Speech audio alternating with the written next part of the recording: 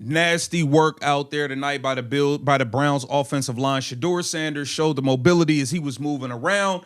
He took the podium to address these interceptions and everything that took place during today's game. Let's not waste no time. Let's get right into it. Welcome to Keep the Vision. Make sure you like, comment, subscribe, share the channel, hit that bell notification, and hype the video. Let's get right into what Shedeur Sanders had to say about this nasty law. From HBCU to Power 5 now to the NFL, what has been most helpful to you during this NFL process?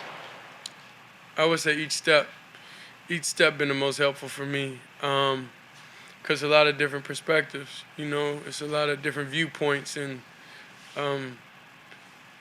different aspects of life, and I feel like everything, you gotta go through, every moment you gotta live through, and each of those are building blocks to help you throughout whatever situation you're in, and help you be thankful also. What happened with the finger, and what was that whole episode like for you? I don't know. You can look online and see what my finger look like if you want. I'm sure they got the details on there. I don't know. My pinky was just like, I put it in my hand warmer. I'm like, why is my pinky not getting cold? I mean, why is it not getting warm? Then, I threw Quinshawn a little route down there. Then it kind of was a little high. And I was like, dang. So then it was over with. And then I did everything, to come back because I didn't want to put Dylan in a bad situation, since when I was a 2. And it's tough. It's tough to play that role because you don't get reps, you don't get anything. And I was talking to him, I said, bro, my bad, bro, for putting you in that situation, because it's not ideal, and I want, him to be prepared whenever he was out there. So that's really how all that went. Did it bug you in the second half at all with the bandage on it? At that point, I just had to accept fate. I just accepted, okay, this what it is. I can't think about it. I can't, complain about it. Were you unable to throw the deep ball because it's picky? Nah, I don't think. Nah.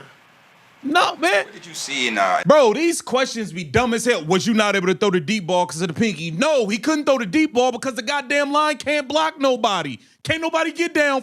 There's nobody to throw a deep ball to for one. After that, you gotta block somebody so that they can actually get down there to throw a deep ball. You got 68 out here getting smoked. What are you talking about? Was the pinky why you did? Man, who are these people asking these questions, man? the Bills? I wouldn't have came back if I couldn't throw. What did you see in the Bills' offense on tape that played to your advantage? It seemed like you was in the rhythm early in the game. So, what were some of the things you was able to capitalize off of? It's really just building off last week. It's building off getting to the checkdowns. When you see it, pull it, take it. Playing in rhythm, all those different things. I lurk and I learn and I prove to myself, I can do that. That's an aspect of my game that I gotta be more consistent with, but I can see that. And even the last drive, for example. And I respect, and I was telling them during the game, I respect their defense. I respect kind of their coaching and how it was, because if you understand, it was kind of like Tampa 2, that Mike Backer running, walling, taking that middle, because we had a through route, a vertical route from the inside. Then we had a dagger coming. But then as soon as and I'm like, okay, cool. I got the dagger. But then he peeled off and then was waiting on that dagger. So by the time I went there, then it was just hard to get back down. I ran out of time. So that's just in those situations, it's you got to tip your cap to them. That's the whole why. Because if you playing that's the ideal coverage you want a dagger in. You know what I'm saying? But anything else, we would have got to the check down. We would have got to there quicker. But that's the why of you didn't just take that quick completion, because it was there, but that's good coaching. That's good coaching. When you see Quinshawn go down, just first off, what's going through your head in that moment? How do you, as the quarterback, try to kind of get the rest of the guys back up? Because it's obviously a teammate and somebody who's going through that. Well, it really hurt that Quinshawn went down. Quinshawn Me and Quinshawn was in the room talking yesterday till like 11:30, just about life, just about everything, because the type of person he is, and I know he been through a lot, and just building that bond with the rookie class, like having that be the, the new energy, and kind of stay on track with everything. So knowing that he went down with that, it was definitely sad.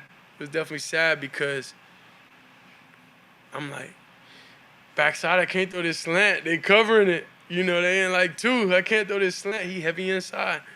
So, yeah. So that was my only option. That was my option with throwing it. So I feel bad because like I threw it, But yeah. Truthfully, yeah, it hurts. It hurts.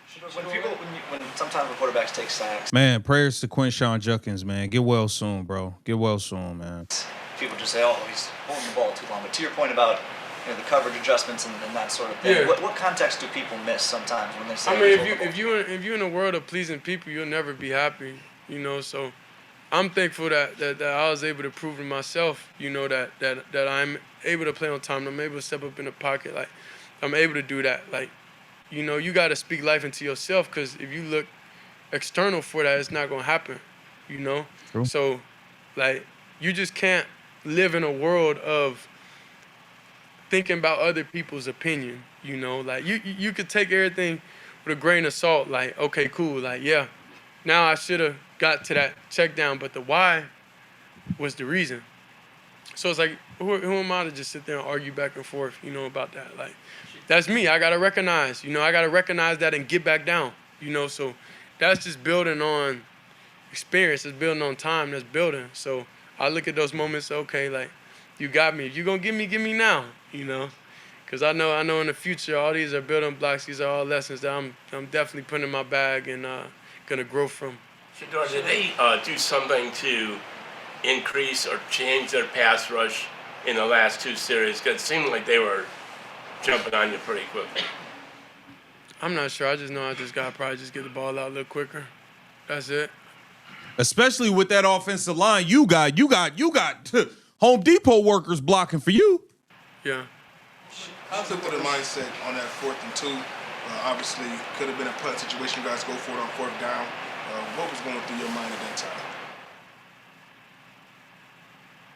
Q kind of like explain what. Come on, man. We can't see that's like the thing. Like, if we want to change the narrative, change the franchise, if we want to like help, we got to speak life. You can't. Those type of things is like separate us. Like a lot of the players like get these type of questions, and then we want to be working with y'all. We want to be proactive, but like when you ask questions or when questions are asked to us players, and it's like you pinning stuff against each other, it's like, come on now, It's like a thing in the locker room. Like, we're not gonna be able to talk to them for real. We're not gonna be able to give them what they need, like, because that separates the team. That don't help anything. It don't help anything in any situation. He know he can't really say what he want to say about this offensive line. No matter how you answer it. We got time for 3 more. We're gonna get used. And then I don't know who else to How's ask. it Tony working and with- Chris, and then we done. We get in there 8 minutes. Did the Bills try to take? And it is what he's stuck, man. He's stuck with a garbage offensive line, man.